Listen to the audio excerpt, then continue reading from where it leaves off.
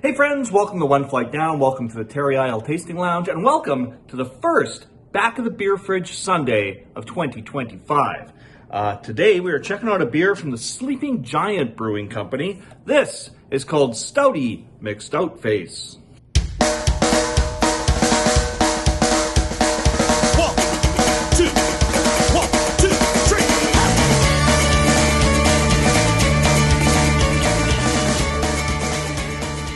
All right, I can't remember exactly when I picked up Stouty McStoutface. I know it was at the Quality Inn beer store in Winnipeg. Yeah, I don't remember when I picked it up. Sometime last year.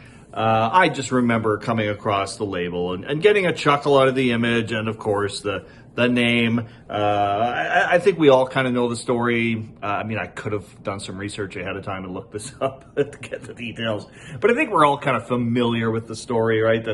I think it was the U.S. Navy was trying to name this new naval ship, and they asked for the public to vote on it. And for the longest time, the leading votes were for Stouty McBoatface.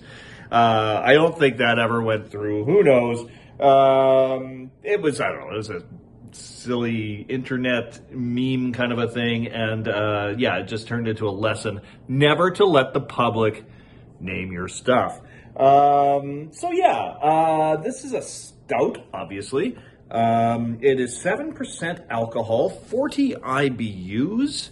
And let's see here. Stouty McStoutface Foreign Extra Stout, it says. Let's see here. What happens when you let staff vote on a beer name? Stouty McStoutface happens.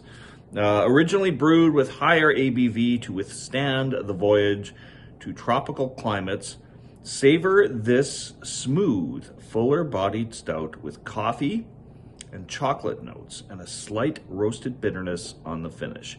Enjoy this seasonal offering at all your St. Patrick's Day shenanigans. This beer is unfiltered, unpasteurized, keep cool, drink fresh. Well, I'm not drinking it fresh because I've had it for quite a while. So this would have been brewed for last St. Patrick's Day. This is coming up on a year old. Is it good to drink something that's unfiltered, unpasteurized, like 10 months after you're supposed to? I don't know. I'm going to try it because, I'm a man of the people. All right, let's crack this one open. And Sleeping Giant Brewing Company is in Thunder Bay, Ontario. I think I've done some other stuff of theirs on the show in the past, but I can't remember exactly what they were off the top of my head. I'm going to use my little brown jug tulip glass. I always love my tulip glass for a stout. Let's get this in here and see what it looks like.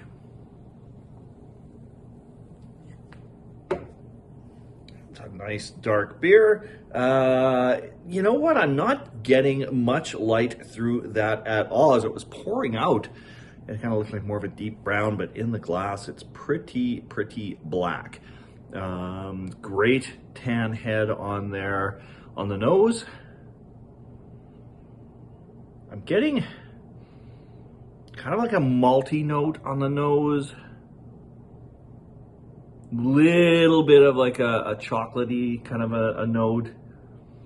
Nothing coffee-like at all. It kind of smells like walking into a brewery. Actually, a little brown jug always kind of famously has that very kind of malty note on the nose when you walk into the place. Yeah, so it kind of reminds me of that on the nose. Taste-wise, let's see what we got.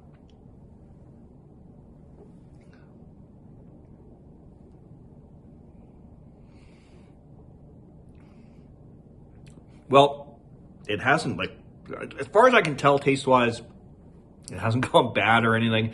I still get kind of that chocolate note in there. I get a little bit of the coffee note. Tastes pretty good. The mouthfeel is not as smooth as I'm used to with stouts. I don't know if that's part of it. Aging a bit more, not really sure.